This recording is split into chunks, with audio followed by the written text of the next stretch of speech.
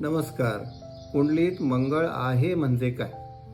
प्रथम स्थानात मंगळ असेल, चतुर्थानात मंगळ असेल, सप्तम स्थानात मंगळ असेल, अष्टम स्थानात मंगळ असेल आणि द्वादश स्थानात मंगळ असेल तर कुंडली मंगळाची आहे असे म्हणतात.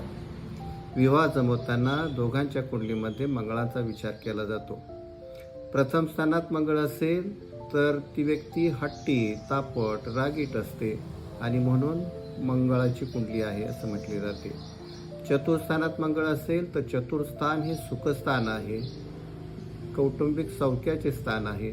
मग घरामध्ये कलह होताना दिसतात.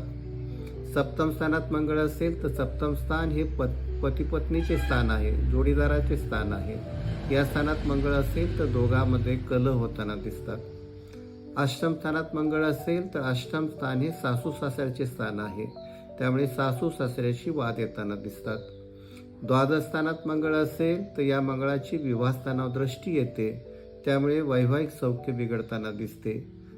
द्वादश स्थान हे कोर्ट स्थान आहे, शिक्षेचे स्थान आहे. या स्थानी मंगळ असलेल्या व्यक्तीला या प्रकारची शिक्षा किंवा दंड किंवा कोर्ट केस होताना दिसते आणि म्हणून या स्थानातील व्यक्ती म्हणजे प्रथम स्थान, चतुर्थ स्थान, सप्तम स्थान, अष्टम स्थान, द्वादश स्थानातील मंगळ ही मंगळाची कुंडली आहे असे म्हटले जाते.